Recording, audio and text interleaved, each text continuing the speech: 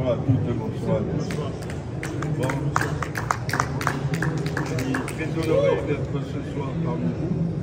Et donc, ouais, rien de nouveau parce que je ne viens pas de l'étranger. Pour le moment, je viens d'un petit village du sud d'Adour.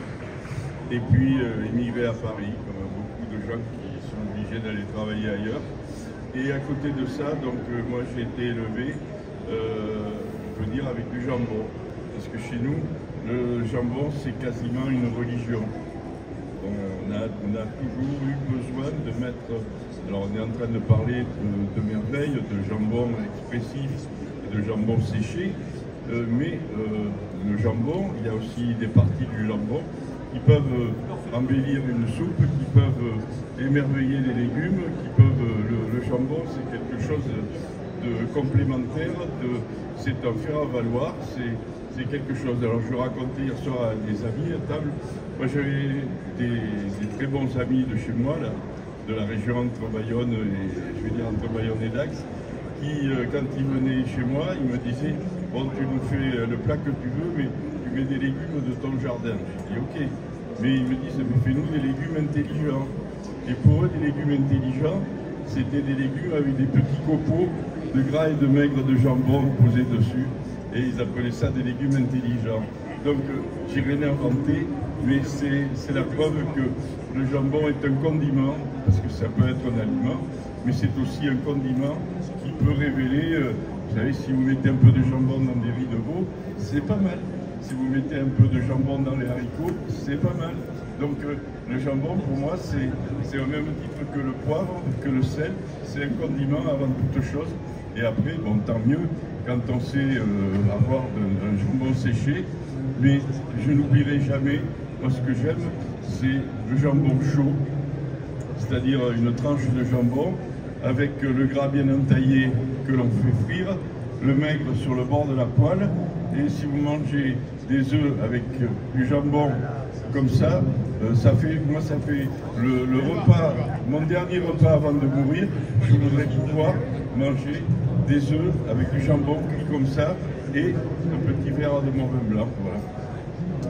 Donc c'est un émerveillement de voir cette académie pour moi, parce qu'on est dans un pays où on a des trésors et les Français ne sont pas toujours conscients. La preuve en est ce soir, il devrait y avoir la foule. Ils ne sont pas conscients des trésors qu'il y a dans leur territoire.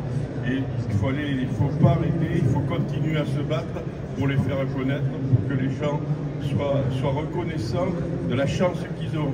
On est le seul pays où on peut parler toute une nuit d'asperges, on peut parler toute une nuit de pommes de terre, on peut parler toute une nuit de jambon, on peut parler de tas de choses. Et au monde, je crois qu'on n'est pas nombreux. J'ai eu la chance de voyager beaucoup et je peux vous dire qu'on a la chance d'avoir des territoires avec cette diversité. Et il faut cultiver nos diversités parce que c'est un patrimoine unique. Alors merci à tous d'être venus, c'est formidable. Ces gens-là qui nous font goûter des merveilles. Tous les jambons pour moi étaient différents, ils sont tous personnalisés et c'est ce qu'il faut. Chaque jambon a son caractère, son expression. Et j'ai été surtout en plus bluffé parce que, étant ancien élève de l'école de Toulouse, j'ai goûté du jambon de la Cône il y a 50 ans ou 40 ans. Je peux vous dire que le jambon de la Cône aujourd'hui, et pour cette nouveauté pour moi, du caractère, un gras très intéressant. Donc c'était un plaisir. Voilà. Merci.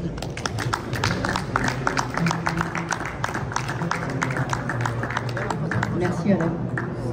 Je reprends juste la main. Donc le vin blanc qui vous a été servi, c'est un vin blanc de Saint-Mont, des producteurs de Clément. Cépage classique des Pyrénées, gros Mansin, petit Mansin, un tout petit peu de Pinenc.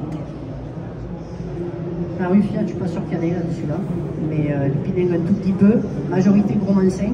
Il y en a un petit peu aussi de la Ruffia, on est d'accord, on en met un petit peu. Mais enfin la majorité c'est le gros Mansin, le petit Mansin. On a choisi ce vin de Saint-Mont.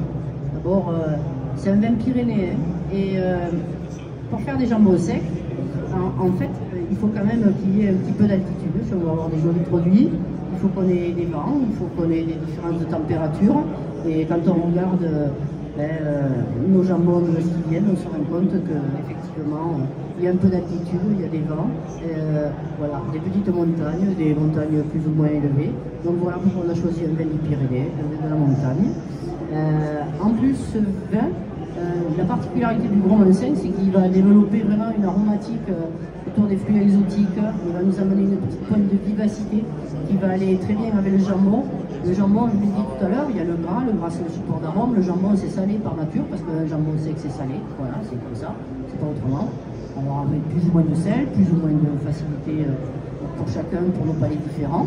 Mais en fait, ce vin, avec sa petite pointe de vivacité, il va venir arrondir un petit peu ce goût salin. Le côté floral, parce que les jambons, on l'a dit tout à l'heure, il développe des arômes floraux également. Et en fait, l'empreinte de Saint-Mont, il a aussi une petite particularité. C'est un vin qui a subi ce qu'on appelle une macération pelliculaire.